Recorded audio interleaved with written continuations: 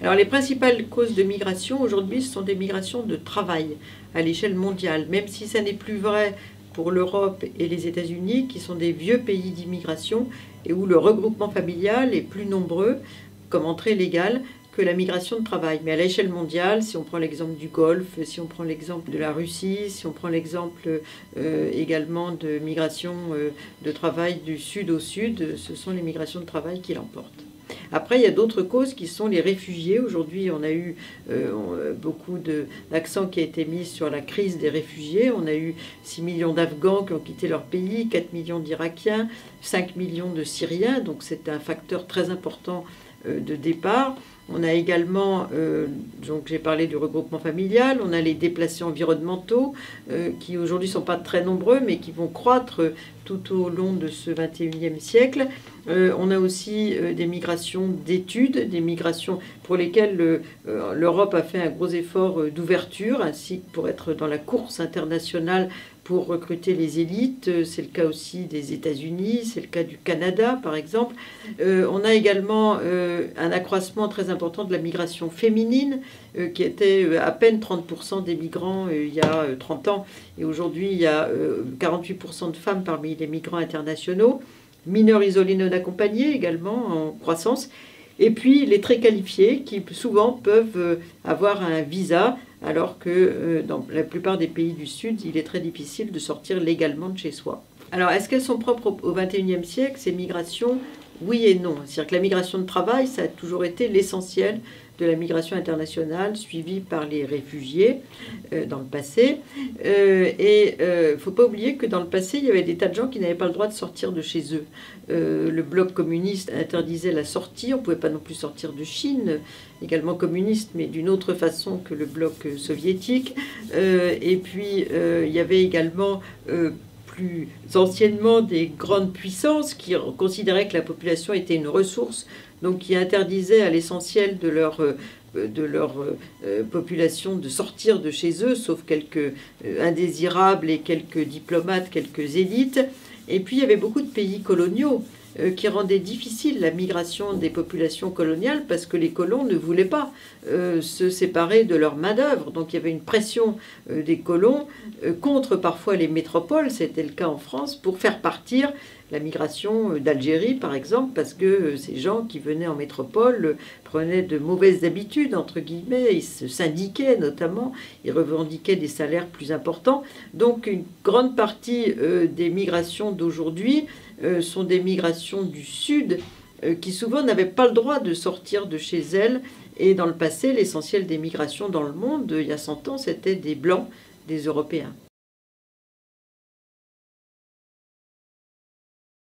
Alors, ce qui bloque les changements de la politique européenne, c'est le processus d'unanimité. C'est-à-dire qu'aujourd'hui, depuis le traité d'Amsterdam de 1997, les questions migratoires et d'asile, qui étaient des questions qui étaient gérées par l'intergouvernementalité, c'est-à-dire chaque État gère donc à la règle de la majorité cette question, sont passées, ces thématiques, dans ce qu'on appelle, c'était le troisième pilier, et maintenant c'est dans le premier pilier, justice et affaires intérieures. Donc les questions migratoires sont soumises à la règle de l'unanimité. Donc ça bloque tout, si j'ose dire, parce qu'il suffit qu'un pays comme la Hongrie dise on ne veut pas modifier les accords de Dublin, tout est bloqué et ce qu'on le constate d'ailleurs aujourd'hui, la plupart des dispositifs qui sont critiqués, chacun dit il faut modifier tel ou tel système, sont absolument impossibles à changer parce que la règle de l'unanimité sur une question aussi controversée, aussi politisée que la migration est très difficile à changer. Donc ça, c'est un aspect très très important. L'autre point sur lequel donc tout ce qui est remettre à plat la politique de l'asile et notamment Dublin 2, pour l'instant on n'a aucune visibilité sur la question et sur le fait qu'il faudrait davantage ouvrir les frontières, notamment à l'immigration de travail dans les secteurs où il y a des pénuries de main-d'œuvre à l'échelon non pas national mais européen, impossible à changer puisqu'il y a des pays qui se ferment complètement à l'immigration, notamment le bloc de l'Est.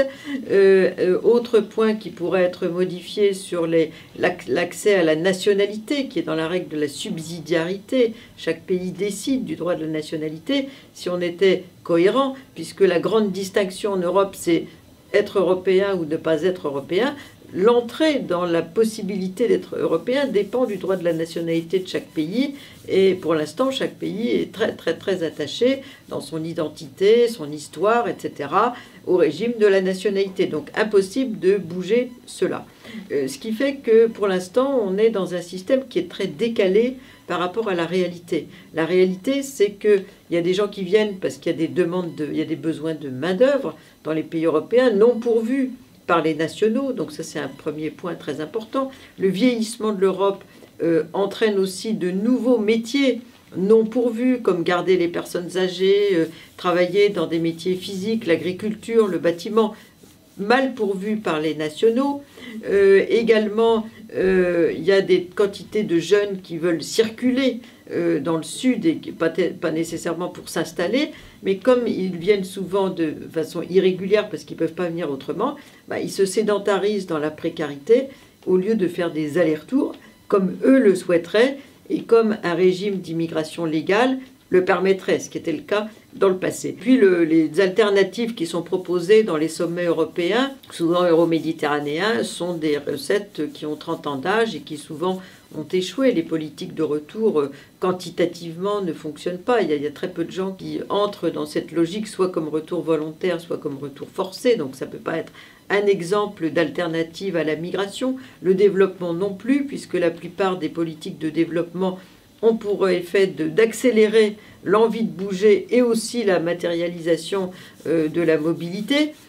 Donc aujourd'hui, on est dans un contexte où l'idée de fermer la migration de façon dissuasive, répressive, etc., ne correspond pas à la réalité. On a eu des délits de solidarité qui montrent l'écart entre l'éthique dans l'esprit des gens et puis la politique telle qu'elle est énoncée.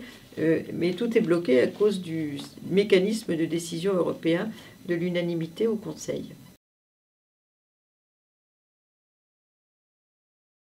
Alors, effectivement, c'est un enjeu très important. Déjà, dans le Forum mondial Migration et Développement de 2010, qui a eu lieu à Puerto Vallarta, au Mexique, à Mexico, à côté de Mexico, la thématique des migrations environnementales a pour la première fois été évoquée. Elle a été évoquée également en 2018 dans le pacte de Marrakech, dont le sous-titre est pour une immigration sûre, ordonnée et régulière. Cependant, les déplacés environnementaux n'ont aucun statut parce qu'un groupe de travail s'était réuni à Genève en 2011 qui s'appelle l'initiative Nansen, sous la direction d'un professeur de droit suisse, et qui suivait d'une certaine façon d'une part ce que disait le Haut-Commissariat aux réfugiés, qui est également à Genève, qui a dit nous, on ne considère pas que les déplacés environnementaux sont des réfugiés parce que c'est des migrations forcées ou volontaires et ce ne sont pas des gens qui sont persécutés. Et le critère du réfugié, c'est le persécuté ou celui qui est face à une crainte fondée de persécution. Donc en fait, impossible de faire prendre en compte ces déplacés environnementaux dans un statut de protection internationale des réfugiés. Et l'initiative Nansen a suivi aussi ce que disaient les chercheurs, le GIEC, le groupe d'études et d'information sur le climat, qui a dit, ce qui est vrai, que les migrations environnementales sont surtout des phénomènes sud-sud, des phénomènes régionaux. Donc la réponse, ça a été, on ne donnera pas un statut international aux déplacés environnementaux. À l'échelle mondiale, on va donner des statuts régionaux pour essayer de protéger les personnes. Pour l'instant, aucun statut n'est sorti de ces réflexions et on peut imaginer les grandes inégalités si on met en place un statut régional entre les gens qui souffrent de la sécheresse au Niger et ceux qui se trouvent sur les îles Héligen entre le Danemark et l'Allemagne. Donc pour l'instant, aucune solution n'a été donnée en la matière, même si c'est un sujet brûlant, parce que les experts du climat prévoient autour de 200 millions de migrants environnementaux à la fin de ce siècle, entre 2050 et 2100. Et d'autre part, c'est un phénomène sud-sud où les protections apportées aux migrations en termes de droits sont minimes. Et donc, il y a des États, effectivement, qui ont essayé d'anticiper le phénomène. C'est le cas des petites îles du Pacifique, Tuvalu par exemple, qui sont menacées de façon très claire par la montée des eaux, qui ont commencé à réduire leur population depuis déjà plusieurs décennies et qui parfois ont cherché asile et à s'installer en Nouvelle-Zélande par exemple. Donc on a quelques éléments pour des gens non seulement qui vont être menacés par les eaux, mais dont l'État va disparaître. Sinon, ils vont se retrouver apatrides si aucune solution n'est donnée à leur situation. Dans d'autres régions du monde, il ne faut pas oublier que c'est le Bangladesh qui est le premier pays menacé dans le monde par les catastrophes environnementales du fait de sa situation de delta, de pays delta, face à deux très grands fleuves, donc le Gange et le Brahmapoutre, avec la montée des eaux qui viennent de l'Himalaya. Pour l'instant, ce sont les plus pauvres qui habitent dans ces régions de delta pour des raisons de fertilité de la terre. Et on a de temps en temps des morts, mais rien n'a été fait de façon, sauf interpeller la communauté internationale pour trouver une solution à ces populations. Quand on a eu le cyclone Katrina aux États-Unis, les plus fortunés ont pu sortir de la Nouvelle-Orléans, mais les plus pauvres sont restés sur place. Et on peut craindre que plus il y aura de déplacés environnementaux, plus on aura des gens qui vont rester dans des pays de façon très précaire ou qui éventuellement vont traverser la frontière dans des pays voisins qui sont aussi pauvres qu'eux et que la situation de ces populations sera très peu prise en compte à l'échelle internationale.